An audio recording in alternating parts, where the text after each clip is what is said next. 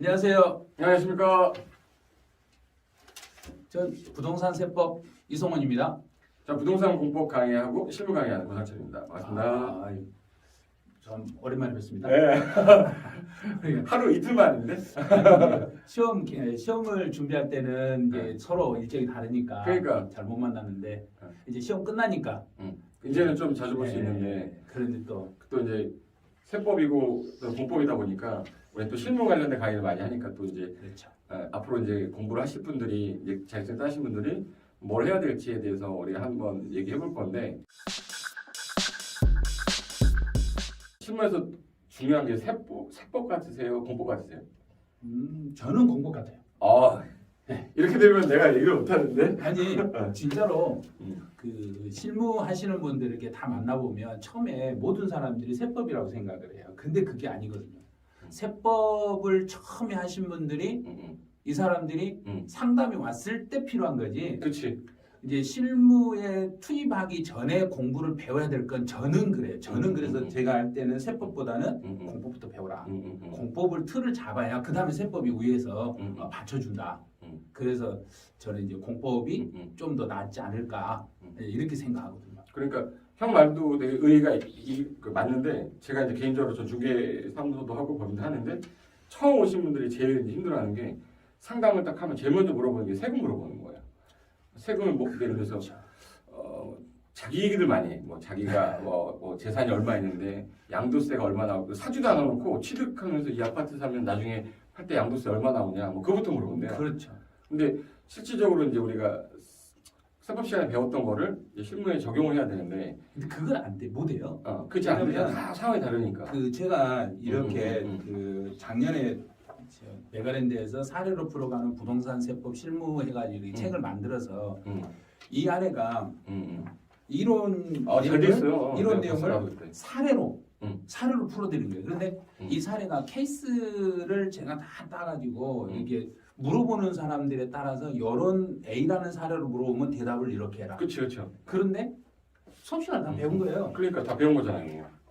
입에서 대답이 안 나오는 거죠. 그치, 이제 안 나오는 거야. 이게 어떤 사람들 같은 경우는 자기가 뭐 농촌에 집이 한 채가 있는데, 그리고 뭐 아버지 집 상속을 받는데, 뭐 그러면서 다 그 사건이 다 다르니까 딱 정해진 틀로 얘기할 수가 없는 거잖아요. 근데 살이 잘 나왔네. 조그맣게 이렇게 조그맣게 거래하신 분들은 세법이 궁금할 것 같은데, 그런데 진짜로 큰 돈을 벌고자 하신 분들은 공법이 중요하다고 생각해요. 공법 같은 경우. 그래서 특히 토지 또는 상가, 건물 이런 분석하는 데서 건물, 예를 들어서 건물 같은 경우는 여기에 이 건물이 들어올 수도 있는가 없는가 이게 궁금하잖아요. 그렇죠. 그런데 그만한 여윳돈이 없는 거죠, 이 사람들이. 이게 큰 사업을 하고 크게 상담을 할 때는 처음에 공법이라고 봐야죠. 그러고 나서 그게 다 해결되면 그 뒤에서 세법이 그치, 마지막에 답변이 되는 거니까. 그래서 누가 이제 저는 이제 물어보면 저 세법 공부 좀 해보고 싶다. 그럼 그러지 말고 차라리 땅을 한번 먼저 배워봐라. 그래야 그럼 돼. 땅 전문가시죠. 네. 그럼 땅을 어떻게 먼저 배우시는 거예요? 이제 우리가 배웠던 공법은 솔직히 시험을 위해서 암기하는 공법인데, 그렇죠. 이게 사례가 케이스가 워낙 많으니까, 예를 들어서 내가 이제 집이 이제 예를 들어서 상가 사무실을 내가 임대를 할 거예요. 그러니까 제일 먼저 이제 중개사무소를 임대할 때 개설 등록을 하려면 건축물 대장을 뜯어야 되는데, 건축물 대장을 어디서 뜯는지 몰라. 이 건축물에 하자가 있는지 없는지 알아야 되잖아요. 그러면 이제 건축물 대장을 뜯어봐야 돼. 근데 그 건축물 대장을 내가 뜯으려면 어떤 분들은 구청을 한다고 그러더라고. 지금 현재 대한민국에 얼마나 그 빅데이터 시스템이 잘 되어 있는데 그걸 구청을 간다는 거야. 근데 그게 아니라 인터넷 사이트만 들어가서 엔터만 딱 쳐도 건축물 대장 바로 집업만 넣으면 알 수 있는데, 그게 이제 세움터라는 사이트가 있어요. 세움터. 다시요. 세움터. 세움터. 그리고 일사편리라는 사이트가 있는데, 일사편리라는 사이트는 우리나라 공적장부 18개를 다 보여주는 사이트예요. 그럼 거기 가면 건축물 대장, 토지용계획 확인서, 그리고 개별 공시지가 상승률 다 나와요. 근데 그거를 제가 그 사람들이 이제 못 찾아가잖아. 그래서 제 카페 메인에다가 그 네이버 치면, 네이버에 고상철 치면 제 카페 있거든요. 그 카페 메인 화면에 건축물 대장 보는 곳이랑 뭐 토지 대장 보는 거 다 제가 그 메인에다가 영 링크 시켜놨기 때문에 바로바로 눌러서 가시면 되거든요. 근데 중개사 처음 시작할 때 그게 진짜 중요하잖아요. 근데 그거를 한 번도 안 뜯어보는 사람들 공부를 한 거야. 그런데 와서 사무실에 와서 물어보면 세금 물어보면 상담한다고 해서 그게 되나? 그게 안 되지. 그치. 상담하려면 이 자료가 필요하는데. 그쵸. 그러니까 어떻게 이게 출력을 하고 어디서 보는지를 먼저 알아야 되는데. 근데 그 건축물 대장을 뜯었는데 지금 내가 하려는 건 중개사무소인데 공인중개사무소가 용도가 뭔지를 분명히 우리는 배웠어요. 건축법 시간에 배웠는데 이게 그 공인중개사 사무소 바닥 면적의 합계가 30제곱미터 미만이면 1종 근린생활시설이고 30제곱미터 초과 500제곱미터 미만이면 2종 근생이고 그리고 500제곱미터를 넘으면 업무시설로 빠지는데 내가 지금 만약에 들어가려는 중개사무소 임대를 하려는 그 건물의 바닥 면적을 봐야 되는데 그 바닥 면적이 만약에 35제곱미터다 예를 들어 40제곱미터다 그러면 12평이거든요. 그럼 40제곱미터면 2종 근린생활시설이에요. 그럼 이제 내가 임대하려는 그 건축물 대장을 뜯었는데 거기에 만약에 1종 근린생활시설로 돼 있다. 그럼 원래 2종 근생으로 용도 변경을 하고 들어가야 되거든요. 근데 이런 것들이 너무 많아서 예전에는 근린생활시설끼리 그 용도 변경할 때는 기재 변경 신청을 건축사한테 부탁을 해서 70만 원인가 뭐 그 정도 내고 했는데 지금은 근생끼리는 이제 신고를 안 하는 걸로 개정이 됐기 때문에 그냥 1종 근생이든 2종 근생이든 들어갈 수가 있어요. 근데 제가 얼마 전에 그 질문을 받았는데 그 건축물 대장에 위반 건축물이라고 써 있는 거야. 근데 위반 건축물이라고 써 있으면 우리나라는 개설 등록이 안 돼요. 그러니까 공인중개사무소를 내가 임대차 계약을 해서 인테리어 다 하고 돈 들여서 마지막 잔금까지 치렀는데 그 다음에 이제 개설 등록하러 사전교육 받고 자격증 받고 그 다음에 이제 이수증 받고 이제 그 우리가 이제 개설 등록하러 가려면 건축물 대장을 들고 가야 되거든요. 근데 거기에 위반 건축물 이렇게 딱 써 있으면 개설 등록을 안 받아줘요. 근데 이미 계약금 다 냈고 잔금 다 치렀는데 등록이 안 되는 거예요. 그러니까 이제 초반에부터 이제 머리 막히는 거지. 그래서 그 위반 건축물이 또 단일 건물 1인 소유의 건물이면은 절대 안 나오는데 이게 집합 건물일 때 이게 공용 부분이냐 전유 부분이냐 위반에 따라 다르거든요. 이 판례는 사람들이 모르니까 그러니까 공용 부분에 대한 위반 사항이 있어서 위반 건축물이 됐다. 그럼 얘는 공용 부분이기 때문에 개설 등록이 또 나와요. 근데 안 나와. 개설 공용 부분이기 때문에. 근데 집합 건물에 3층 이 사람 A 소유자가 위반해서 이 건물 대장이 위반 건축물이 됐으면 나랑 별개의 건물이고 전유 부분에 대한 위반 사항이면 얘는 개설 등록이 나와요. 근데 이거에 대해서 잘 모르기 때문에 항상 임대차 계약을 하기 전에 그 건축물이 위반 건축물인지 아닌지 만약에 혹시라도 위반 건축물이라고 돼 있으면 한번 선생님들한테 상담을 받고 그 다음에 임대차 계약 쓰는 게 맞는데 근데 그런 걸 지금 여기서 하나씩 이렇게 알려줘도 그 전체 흐름을 못 잡잖아요. 그럼 그런 강의는 어떻게 하고 있는 거예요? 그 따로 이제 실무 강의에서 따로 해요. 개설 등록 이렇게 중개업에 필요한 강의 해가지고 그걸 따로 이렇게 묶어가지고 수지 강의 하면서도 하고 건축법 그 건축 특강 할 때도 하고 건축 중개사 대상. 그런 부분은 미리서 개설하기 이제 사무실 오픈하기 전이나 중개사 시작하기 전에 이미 수업을 들어놔야 될 거 아니에요. 그렇죠. 이거 들어놓으면 좋은데 그 지금 딱 시험 끝나고 나서 할 게 없는 시점이거든요. 그 한 몇 주 정도 배워야 돼요. 일반적으로 이제 과정이라는 거는 예를 들어서 그러니까 창업을 하기 위한 강의만을 듣는 거는 한 3주면 끝났는데 창업을 하고 나서 계약서 쓰는 것도 배워야 되고 그리고 상가 계약서 쓰는 게 다르고 토지 계약서 쓰는 게 다르고 다 다른데 그 계약서 한 번도 안 쓴 상태에서 나는 이제 소공으로 들어가서 소속 공인중개사 돼서 뭐 이렇게 배울 수 있을 거라고 생각하는데 이 개업 공인중개사도 바빠요. 가르쳐줄 시간이 없단 말이에요. 근데 이걸 누구한테 가서 배워. 그래서 이런 과정들이 아마 이제 메가랜드에서도 진행이 아마 될 거고 뭐 다른 기관 애들도 뭐 많이 하고 있어요. 많이 하고 있는데 시간적인 한계가 좀 있어서 그러는데 시간적인 한계가 좀 안 되고 좀 괜찮아지면 나중에 창업 강의 관련된 거 아마 메가에서도 아마 하게 될 것 같아요. 그리고 혹시 그거를 그 전부 보면은 현장에 와서만 요즘은 들어야 되는 거 아니면 온라인으로 들을 수 있어요? 온라인으로도 할 수 있어요. 가능해요. 그러면 지금 온라인으로 들으면 수업을 시작은 그러면 언제부터 지금 예정을 하고 있나요? 지금 그때 토지만 강의를 하려고 했는데 그 토지 관련된 강의를 하려고 되면 좀 약간 어려워요. 맨 처음에 들어오는 게. 사람들이 이제 토지는 내가 안 할 건데 하면서 이제 안 하는 거야. 그런데 그게 아니던데. 근데 이제 막상 하고 나면 이거 했어야 되는데. 그러니까. 그리고 스마트폰 가지고서 중개에 도움되는 내용들도 되게 많아요. 정보를 내가 어디서 찾아와야 되는데 어느 사이트에 뭘 들어가서 뭘 봐야 정보를 뺄 수 있는지에 대해서 아무도 안 가르쳐 주거든. 근데 그 강의만 따로 제가 7주 했거든. 7주? 그게 진짜 돈인데. 근데 그런 부분에 대해서 이제 조만간 이제 메가하고 이제 그 계약이 좀 아직 안 돼 있는데 실무 관련된 계약을 하게 되면 아마 촬영해서 올릴 수 있을 것 같은데 안 되면은 우리 메달 TV에서도 뭐 팁으로 강의 시간 되면 조금씩 올릴 수 있으면 최대한 많이는 못 올려도 꼭 알아야 될 그 좋은 것을 여기서 올려버린다고. 근데 네. 또 이게 동영상으로 못하는 말들이 또 있어요.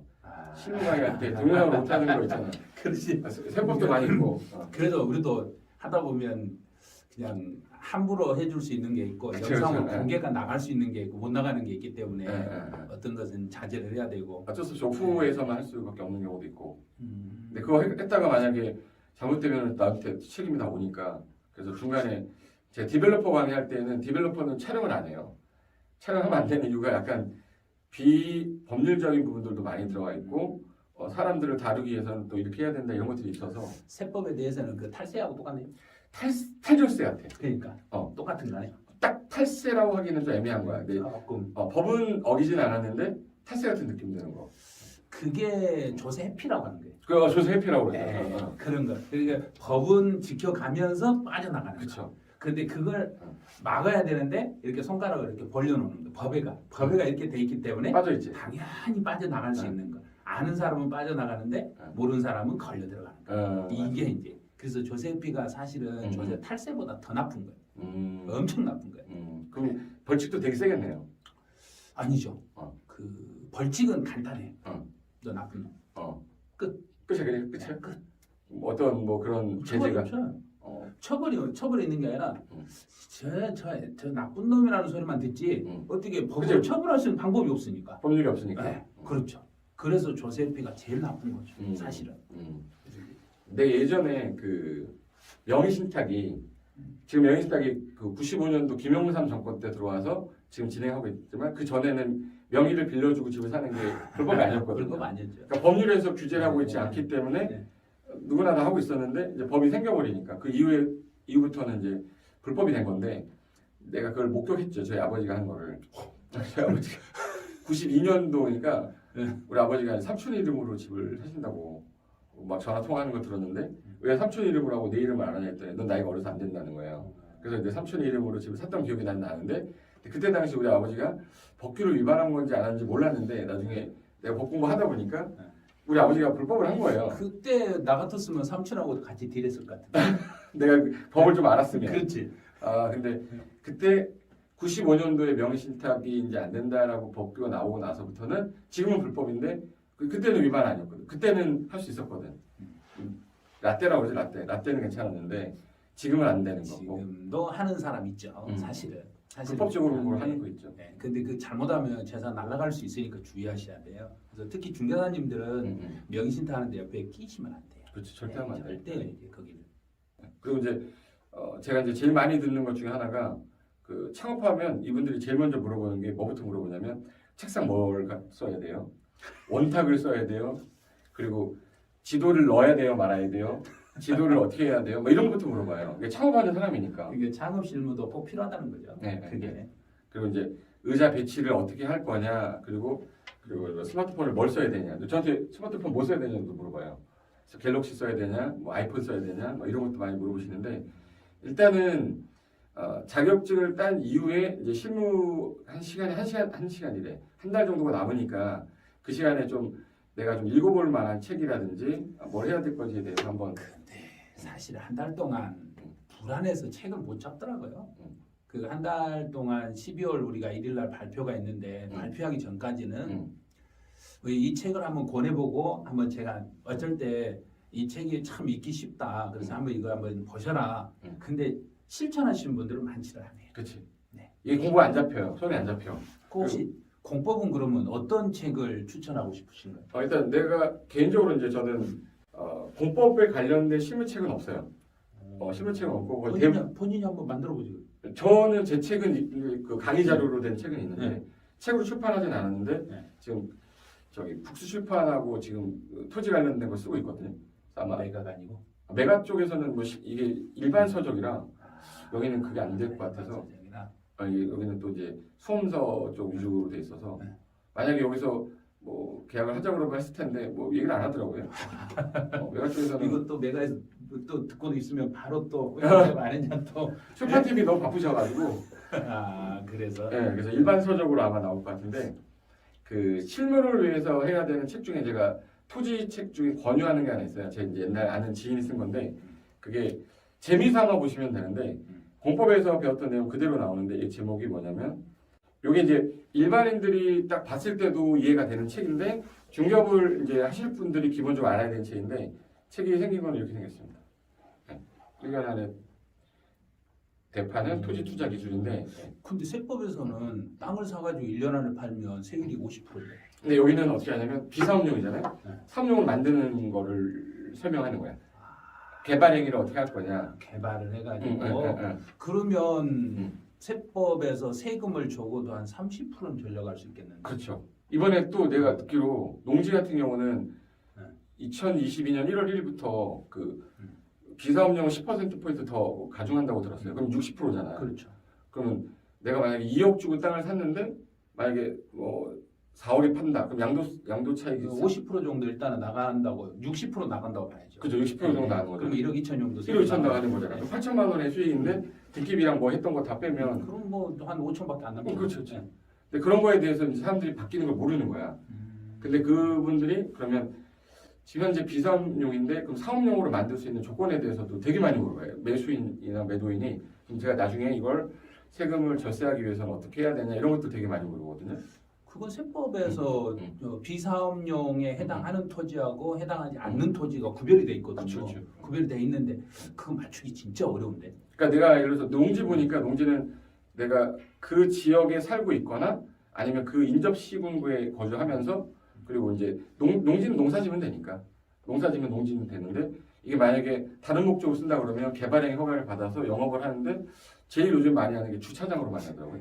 다 주차장으로 많이 하긴 하죠. 주차장 뭐 네. 그런 걸로 해서 임대해가지고 하는데 어차피 이것도 탈세는 아니지만 자기가 영업을 했다라는 건 정확하게 증명을 하면 뭐 약간 세금을 줄일 수 있다 이런 팁은 줘야 되니까 상담을 할 때 토지 취득하는 분한테 그런 거 해주면 또 나중에 이제 그런 부분은 세법에서 이제 절세하는 방법이 있는데 근데 저희 같은 경우는 그 비사업용은 절세 쪽으로 했다가 나중에 추징이 되면 가산세까지 훨씬 더 나와버리니까 사실은 그런 것을 완벽하게 할 안 수 있는 해주거든요. 방법은 없나? 네, 완벽하게 하는 방법이 없어요. 왜냐하면 내가 많은 이용을 분들이 해주니까. 그 지역에 살지 않으면서 주소만 옮겨놓고 사는 것처럼 꾸미는 사람이 많거든요. 예, 이래서 그게 잘 힘들어요. 나중에 조사도 들어오나요? 그 당연히 조사 들어가죠. 왜냐하면 세금은 비과세하고 감면하고 세금이 줄어드는 부분에 대해서는 반드시 이제 조사를 하는데 그 조사가 최대 10년 정도 조사를 해요. 10년 뒷조사해가지고 10년치 가산세를 다 물려버리기 때문에 근데 가산세가 하루당 0.025%를 물려버려요. 하루당? 네. 와 장난 아니네. 10만 분의 25를 물려버려요. 그러니까 1년에 다 합치면 1년에 그 일자 계산해서 물려버리니까 10년치를 물리면 어마어마한 그러니까. 가산세가 나버린 거예요. 그래서 함부로 저희가 그건 안 해주거든요. 근데 모르는 중개사님들이 이렇게 하시면 돼요. 주소만 옮겨놓으면 돼요. 옮겨놓고 안 살아도 산 것처럼 꾸미시면 돼요. 지금 무슨 소리 하냐. 그 주소가 있으면 우편물도 다 지방으로 갈 거고 모든 걸 가는데 사람이 요즘은 뭐가 되냐면 신용카드가 하도 잘 돼 있기 때문에 그치. 신용카드하고 그 도로교통 그 뭐냐면 도로관리사무실에 차 하이패스 하이패스 움직이는 걸 다 체크해버린 거예요. 그래서 이 사람이 어느 고속도로 통해서 몇 번 왔다가 몇 번 갔다 했는지 다. 그래서 그렇게 탈세를 그렇게 불법적으로 하시는 분들 하이패스를 절대 장착 안 하는 거예요. 장착하시면 뽑는 걸로. 장착했다가 걸려버리면 안 되니까. 그리고 주유를 할 때는 절대 카드로 주유하면 현찰로만 해야 돼요. 그런 것까지 완벽하게 설명을 해야 되는데 아차하는 순간에 걸려버리니까. 그렇지. 그 상담을 해준 걸로 인해서 나중에 엄마가 나한테 들어오는 거 아니야? 엉망이 우리한테 들어오니까 안 되는 거지. 그래서 집에서도 서울에 살면서 지방에다 주소를 놨을 때는 서울서 카드 사용하지 말아라. 그리고 출퇴근할 때도 절대 그 패스 찍지 마라. 근데 요즘은 전부 다 우리 오늘 전철로 오셨죠? 우리 차 갖고 왔어. 나는 전철로 오는데 전철할 때마다 제가 패스를 찍잖아요. 그러면 어느 전철역에서 내가 이 시간에 타가지고 어디 시간 다 나오니까 다 체크가 돼버립니다. 그럼 국세청 직원들이 앉아서 하는 게 그거 체크하는 거예요. 요즘은 빠져나갈 방법이 없는 거예요. 그래서 변칙적으로 돌리는 방법은 될 수 있으면 중개사님이 안 했으면 좋겠어요. 이거를 이건 정확하게. 꼭 기억하셔야겠네요. 그렇죠. 그런 부분은 정확해야 돼요. 그래서 약간만 변칙으로 탈법으로 이렇게 돌려치기 하고자 했을 때는 너무 완벽하게 맞춰내야 돼요. 그런데 거기에 조금이라도 하자가 있었을 때는 국세청에다 체크가 된다는 거. 그거 조심하셔야 돼요. 여러분 꿀팁이네. 이게 그렇죠. 그 상담을 하다 보면은 이 귀결은 다 세금으로 가거든요. 맨 뒤쪽에는 그렇죠. 세금으로 가는데 중개사는 세무사도 아니고, 그러니까 이러이러한 부분이 있다라고 얘기를 잘 해주고 더 자세한 거는 세무 상담을 받고 하셔야 된다고 이걸 얘기하는 것이 낫겠죠. 그래서 처음에 이제 중개사를 시작하기 전에 세금부터 배우는 게 아니라 공법, 이게 토지라든지 건물이라든지 거기에 부수적인 걸 먼저 배우라는 게 그거예요. 왜냐하면 세법은 제일 마지막에 가서 상담을 하는 거니까. 그런데 많은 분들이 중개사 시작할 때 세법 사례를 먼저 하고 싶다는 사람이 너무 많아요. 그분들은 뭘 잘 모르신 거예요. 지금 큰 걸 놓치고 있는 거예요. 그러니까 세무 쪽에 대한 상담이 많으니까 이걸 꼭 해야 된다고 생각하는 그렇죠. 거죠. 근데 그게 아니라는 거예요. 먼저 바닥을 닦아야죠. 그치. 일단 땅으로 바닥을 닦고 건물 올리고 그 다음에 세금이니까. 그 세금이 제일 위라고. 그래서 제가 강의할 때 그러거든요. 세법은 학개론보다 10배 어렵다. 무조건. 그래서 다른 과목 제일 위에 있는 게 세법이다. 그렇지. 근데 16개가 사람을 잡는다. 16개가. 그러면 이제 특히 토지 같은 거 처음에 준비할 때는 그러면 어떤 식으로 접근을 해야 되는 거예요? 일단은 토지에 대한 브리핑을 해야 되기 때문에 내가 매물이 들어오잖아요. 예를 들어서 10억짜리 뭐 땅 내 갖고 있는데 이 땅 좀 팔아주세요라고 이제 매물이 딱 들어오면 제일 먼저 해야 될 일이 그 토지에 대한 매물 매각 보고서, 매물 보고서라고 해서 내가 이제 하나 PPT를 만들든 한글로 만들면 되게 없어 보이거든요. 이 이제 보고서를 만들어야 되는 거니까. 그러면 또 PPT도 작업할 줄 알아야 되네. 그렇죠. 중개사님들. 그렇죠. 기본적인 거는 좀 다룰 줄 알아야지. 할 일이 많네. 그러니까 이게 자격증 따고 나면 할 게 더 많은 거야. 근데 그렇다고 PPT를 학원 가서 배우냐? 이건 또 아니거든요. 그러니까 PPT에서 이제 딱 필요한 기능만 몇 가지만 1시간 정도 배우면 다 쓸 수 있거든요. 근데 그 기능을 가르쳐 준 사람이 없으니까 이제 아들한테 배우고 아들한테 던져주고 막 이러는데 근데 걔가 부동산을 모르잖아. 딸들은 안 돼. 딸도 마찬가지고 요즘 애들은 컴퓨터 잘하는데 그래서 일단은 뭐 매각 보고서라고 해서 한 장짜리 정도 만들 때 그거에 대한 정보를 내가 가지고 오는 루트를 알아야 돼요. 일단 그 주소지를 받았을 거 아니에요?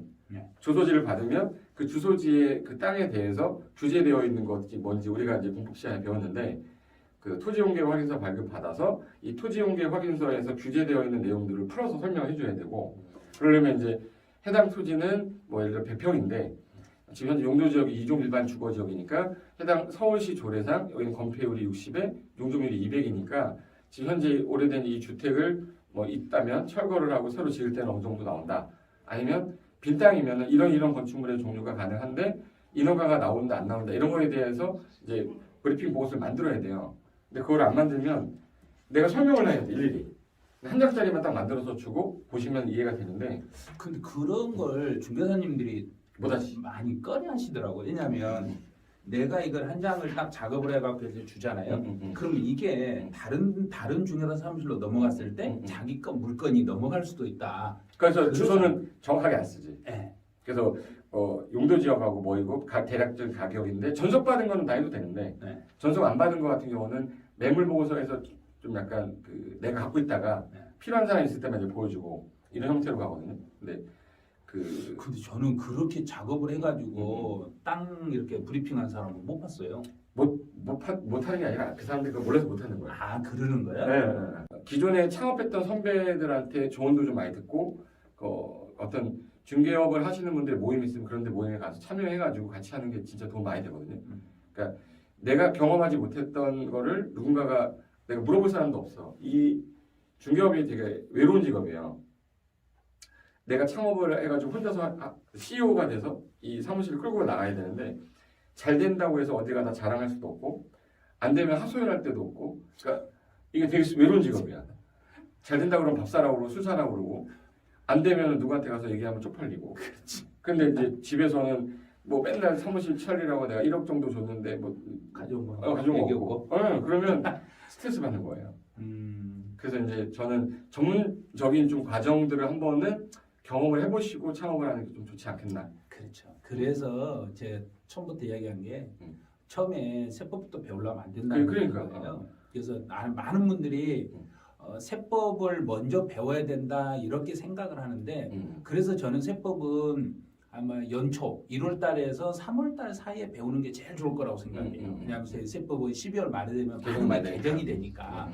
그래서 1월 달에서 3월 정도에는 세법을 배우고 그다음에 지금 10월 달 시험이 끝나고 11월, 12월 이때는 토지라든지 이제 창업 실무라든지 상담 중개 이런 것들을 배워 놓으면 그다음에 이제 연계가 이제 나중에 그걸 배워 놓으면 세금으로 연결이 되니까. 그렇죠. 마지막에. 네, 이렇게 세금하고 연결시키고 이런 작업을 해야지 처음부터 세법부터 달라들면 이건 다른 걸 토지 아주 진짜 내가 중개사 시작을 오픈하려다. 그럼 오픈하려 했을 때 계약서 한 번도 안 써보고 그리고 사무실 문을 열었는데 저도 이제 중개사 사무실 가보면 제일 먼저 문을 딱 열고 들어갔을 때 이 사무실이 화사한가 썰렁한가 분위기가 내가 왠지 한 발을 딱 디뎌가지고 발을 딛고 들어가고 싶은 사무실인지 왠지 문만 열고 거기만 이렇게 삐쭉해보고 문을 닫고 싶은 사무실인지 이런 게 느낌이 오거든요.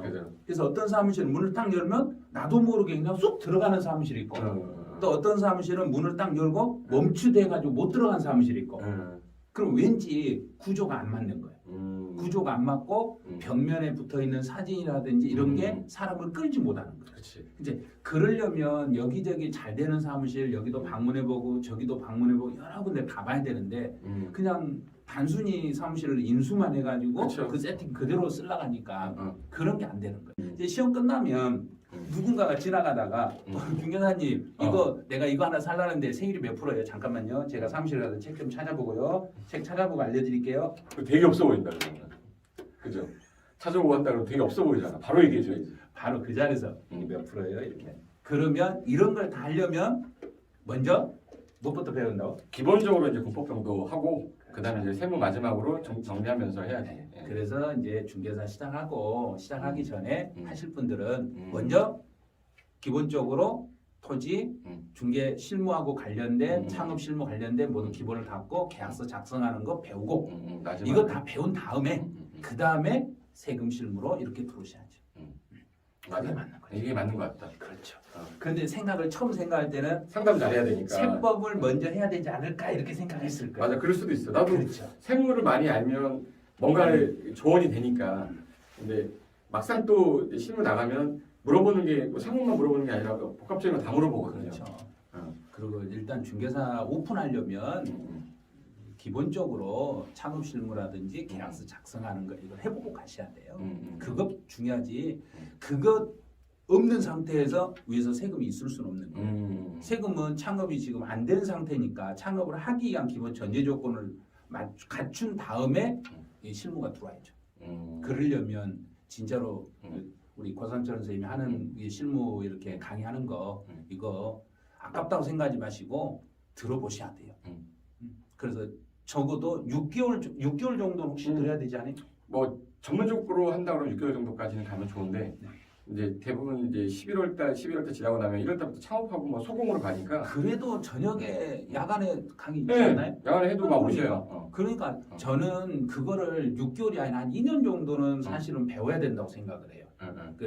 실무하고 이렇게 전체적인 다 틀을 잡으려면 한 2년만 배워놓으시면 그 다음에 나머지 한 3, 40년은 엄청 편하게 돌아갈 수 있는데 그렇죠. 그게 좀 부족한 것 같아요. 근데 처음에 사람들이 대부분 어떻게 생각하냐면 야 그냥 다 차리던데 뭐 그냥 하면 되는 거 아니야 뭐 이런 식으로 하는데 제가 지금 그 중개 사전 교육을 우리가 32시간인가 34시간인가 배우잖아요.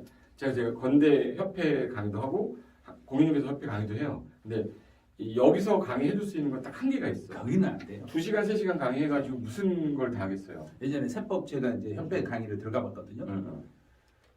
아니 이것만 해주라는 거예요. 요것만 해주고 뭐 사업자 등록 개설하는 거라든지 뭐 사업자 등록할 때 간이 과세를 해야 되냐 아니면 일반 과세를 해야 되냐 이런 걸 설명해요. 근데 부가가치세에 대해서 아무것도 모르는 사람에게 제일 중요한 게 부가치 몰라요. 아무것도 모르는데 그걸 뭐 어떻게 설명을 하냐고. 네? 할 수 있는 방법이 없는 거예요. 그래서 부가치세가 시험법이 없잖아요. 없죠. 그러니까 부가치세 얘기하면 사람들이 아무것도 모르고. 그래서 이제 상속증여세가 끝나면 부가세. 부가가치세 중에서 사업자 등록을 개설할 때 일반 사업자로 냈을 때 간이과세로 냈을 때 좋은 점, 안 좋은 점 이런 것들을 또 그것도 이제 유튜브로? 또 무료로 해요. 근데 어쩔 수 없지. 그게 뭐 5천만 원인가 5천만 원이야? 이제 4,800만 4,800인데 원인가? 이제 요즘 이제 좀 법이 개정이 돼서 8천 정도까지 올라가요. 아 그런 거예요? 올라가니까 이제 좀 모르시는 분이 많으니까 이런 것도 이제 또 알려드려야 되고. 그렇죠. 네. 지금 전국에 있는 중개사들도 모르는 거잖아. 그건. 잘 모르죠. 응. 근데 이제 일반 사업자로 했을 때 좋은 점, 안 좋은 점, 응. 또 개인 사업자에서 법인으로 바꿨을 때 어떤 장점이 있고 어떤 단점이 있는지 이런 것들도 하나씩 이제 공부를 해야 돼요. 그거는 나중에 차근차근 이제 배워야 될 내용이니까 그런 부분은 많이 지금 계획을 해서 알려드릴까 지금 생각 중에 있거든요. 그럼 제가 이렇게 많이 계획을 한다. 그럼 우리 PD님이 엄청 고생하시. PD 눈이 갔는데요, 맛이? 그래서 일단 중개사 합격하시고 가만히 계시지 말고 여기저기 찾아보고 교육도 많이 들으시고 교육 받고 적어도 한 6개월 정도 이렇게 받아 놓으신 게 도움이 될 거고 저는 이제 세법은 내년 1월 달에서 3월 사이에 그때만 이 실무 교육을 실무 강의를 받을 수 있으면 이제 현장에서 받을 수 있으면 받으셔도 좋고 아니면 온라인상으로 촬영해 놓은 게 있으면 들으셔도 되니까 그거는 세법은 현장에서 배우든 온라인으로 배우든 똑같다고 봐요. 그렇죠. 상담을 하는 거니까. 근데 이제 공법은 안 그럴까? 실질적으로 막 찾아봐야 되고 찾은 거에 대해서 현장도 가보고 현장 가서 브리핑하는 거 어떻게 하는 건지도 배워야 되고 또 실측도 해야 되거든요. 그래서 전 자 갖고 다니는데 거리 재는 자가 있어요. 레이저로 재는 것도 있고 이게 한 4만 5천 원이면 사거든요. 여기 높이가 몇 미터고 장 들어간 높이도 내가 알고 있어야 예를 들어서 냉장고가 뭐 좀 큰 건데 들어가냐 안 들어가냐 이런 것도 물어보거든요. 그래서 이제 중개업을 창업할 때 필요한 물품들이 있어요.